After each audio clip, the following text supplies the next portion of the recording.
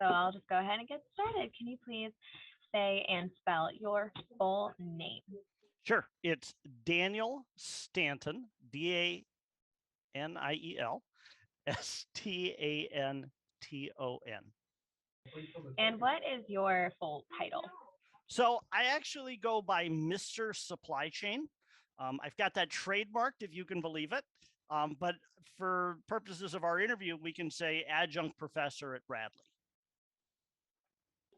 Do you actually have a trademark? I do. Yeah, it's a registered trademark. Oh my gosh, that's awesome. Right? How nerdy. And like any other time, people would be like, well, that's absurd. But all of a sudden, it's like, that's actually kind of cool. Okay, well, then I feel like I don't have to ask many questions, honestly, because let me just tell you what the story is, right? So Okay. I've been reporting on how local businesses are having a hard time restocking things, right? I did a whole story about coffee specifically, and there's just so much to it, and it took me a lot of research to really piece it all together, like what was really going on. And I was like, well, why can this coffee shop, like, why can't she get her coffee from Uganda, but like the market's controlled by Brazil? And it didn't make sense to me. So it really took a lot of piecing together to understand like all the shortages and the bottlenecks at the U.S. ports, and it's a lot. So, right. So now I'm seeing more and more businesses struggling with this, restocking silverware, glassware, Yep. Papers, paper cups, straws, napkins. And so I think that a lot of consumers aren't going to really know what's going on. I think they're just going to see all the shortages and say, like, why are we still suffering from the pandemic? And right. Anyway, I feel like this is So, right up your alley. Well, so there's a name for it. And I don't know if you've come across the term yet, the bullwhip effect. Have you seen that? Okay, so that's what this is. So the bullwhip effect is this pattern that emerges in supply chains. And it was first identified by an MIT professor whose name is Jay Forrester. I should remember it was late 40s, early 50s. So the thing that I'll say is kind of the first step in understanding it, just what you were saying, is realizing that supply chains are actually complex systems. So if you're producing coffee in Uganda, right, there are all kinds of effects around the world that are going to impact your business and your ability to deliver your products and services to your end customer. So the things that are involved in that, in the process of getting your products to your customer, that's what we call a supply chain, right? And it's a combination of people and processes and technology. But your supply chain is part of sort of this bigger global supply chain. And so there are lots of other things that can happen that have an effect on you that maybe you wouldn't think about, right? And over which you have no control. So back to the bullwhip effect. What happens in these supply chain systems, and we've seen it over and over again, and we can demonstrate it with math and lots of examples, is if you have a relatively small but sudden change in supply or demand, it creates like a ripple that goes through the system. But what that ripple does is it tends to get amplified as it moves upstream. So if you think about us as consumers, if we were to go out and buy twice as much coffee tomorrow as what we have been buying for the last couple of years, that creates a ripple, right? Well, whoever we buy the coffee from, it's going to get amplified. The effect gets amplified there. And then whoever they get their materials and products from, it gets amplified. And so these problems get worse as they move up the supply chain, meaning you sort of swing from having way too much inventory to not having any at all and being completely stocked out. And then those ripples sort of bounce back and forth like a spring, right? Because now I can't get the coffee that I wanted. And so the next time I order, maybe I order 2 or 3 or 4 times as much. And that intensifies the problem and extends it out longer. Well, so that's the bullwhip effect, also called the Forrester effect because of Jay Forrester. When everything shut down because of COVID, meaning factories in China shut down, global shipping shut down, that caused a rapid drop in everything, right? Um, and so when things opened up, it created this surge. And we're now seeing those bullwhips, right? Where all of a sudden that surge of ships tries to come into port all at the same time. Well, the port can't handle that many. And we've had these surges where everybody's trying to ship stuff at the same time. Well, there aren't enough containers to carry everything all at once. There aren't enough trucks to haul all of the containers all at once. And so we're starting to have these bottlenecks at all these different places in the supply chain at the same time that there are places in the supply chain that like nobody has anything, right? And so you're like, we have the stuff, it's just in the wrong places at the wrong time. And that's really what we'd call a supply chain disruption. So, the challenge is, how do we get past these series of disruptions? How do we get past these surges in supply and demand and allow our supply chains to get back to steady state so we can all forget about them and take them for granted again? I mean, that is the question though. Like what, I guess how long is this going to persist? If I'm thinking about like the small business owners in Peoria that are having trouble like restocking, their paper products. How long Right. is this going to persist, and what should they do? Like, is there a solution? Well, you've got a couple of options when you find yourself, facing a supply chain disruption. So a couple of things that I'll say just sort of as background. Really, when we think about inventory, there are two kinds of inventory, right? The same products, paper, plates, food, whatever it is, but we can think about it in two different buckets. One bucket is just-in-time inventory. What's the stuff that I need to satisfy my immediate requirements, right? And so that would be like if you place a weekly order and you know it's going to be there all the time, you just get what you need for the week. And then you don't have any more inventory that you need. The second kind of inventory is just in case inventory, right? And supply chain professionals will call that safety stock.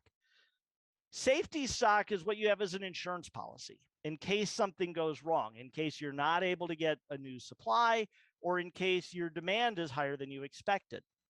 Well, for companies that had that do a good job of managing risk, they had safety stock, right? They can wait a while to not get replenished.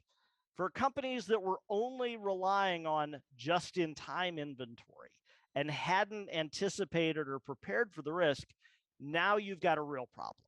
And there are only a few things that you can do. One, you can look for another supplier, see if there's someplace else that you can get it. In this environment, that probably means you're going to have to pay more or maybe get lower quality. A second thing you can do is substitute, right? Look for some other way of doing the same thing, right? Is there another product that you could use instead? A third option is conserving. Just, is there some way that we can eliminate waste and use less of this than we normally would? And the last option you have is just to go without, right? See if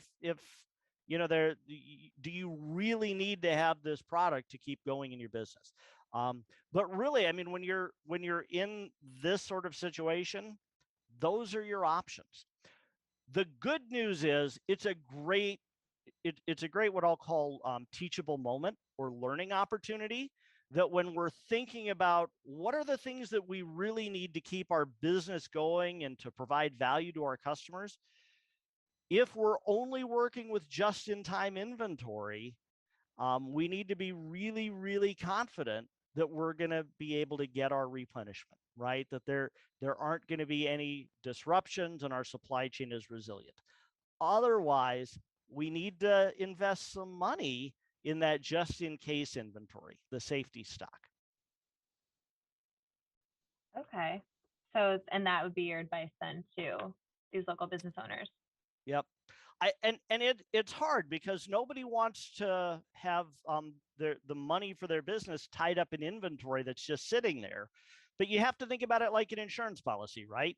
You spend money every month or every year, insuring against a flood or a fire, not because you expect one, but just because you need to be prepared in case it comes or suffer the consequences.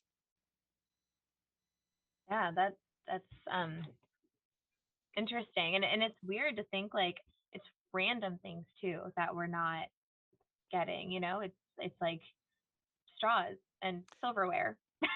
Like, it's just a question of, which containers made it into port, got unloaded, and were able to make it out, and which ones are still sitting there. You know what it reminds me of, Annie? I don't know if you've seen the original Indiana Jones movie, but the scene at the very end where they've taken the Ark and they've put it in this government warehouse, and it's just piles and piles and piles of crates. That's sort of what the ports look like right now. And you're like, even if you've got something that you really, really need and you know what container it's in, you just have to wait, right? That container is at the bottom of a pile of 9 or 10 containers, and you just have to wait until they get down that far in the pile and there's a truck there that can pick yours up and get it moving. Yeah, geez. So, I mean, on a bigger scale, then, how long is this going to take to settle down, if at all? That's the billion-dollar question. The good news is it will happen, right? Eventually, we'll get through this. When we had the toilet paper famine back in 2020 at the start of COVID, it seems like it was about 3 months before things leveled out. And then what happened? All of a sudden, there was, we had toilet paper coming out of our ears. Everybody had lots of toilet paper at home, and the stores had it sitting in the aisles. That's the bullwhip effect. With this one, it's a little bit harder to tell because, like you said, there's so many random things involved, and it causes a bit of panic. So people overreact, right? And so you buy, because you can't get it, you place 2, 3, 4 orders for the same thing. At some point in a couple of months, all of those orders are going to show up, and then we're going to be drowning in what we call dead inventory. I would expect, we're going to be dealing with this at least through the holidays, and sometime around first quarter of 2022, things are likely to start settling down, assuming that we don't have any more big disruptions in the meantime. Right. Big assumption, right? Yeah. All right. Well, I really don't have any other questions. That's honestly a really good explanation. Can we do some kind of a plug for Bradley and our supply chain program there? Yeah, like I think that with everything going on, a lot of people might get really interested in why this is happening. So, what resources are out there if you want to learn more? Yep. Well, we started a supply chain management program at Bradley about a decade ago because we really recognized that this was a big challenge and a big trend for businesses. And we needed to have managers who were trained to understand supply chains and supply chain dynamics. So it's pretty exciting to see sort of that investment that we made in building the program and educating our students is now being recognized as something that's really needed around the world. Right. Yeah. That's really cool. Anything else? Any other Bradley plug? Well, I mean that's kind of the Bradley plug. Of course, I can plug the book. I wrote Supply Chain Management for Dummies about 4 years ago as a way to explain these things, and in a way that would make sense to anybody, right? I mean, that's the whole idea there is it's easy to read, it's easy to understand, and it will explain a lot of these things that are happening around us, and not only help understand what's happening, but help to anticipate what's likely to happen and how to prepare for it. The other thing is we've got a whole series of supply chain management courses on LinkedIn Learning. So if people want to take an online course, there's a great library out there. Awesome. Thank you so much for agreeing to the interview.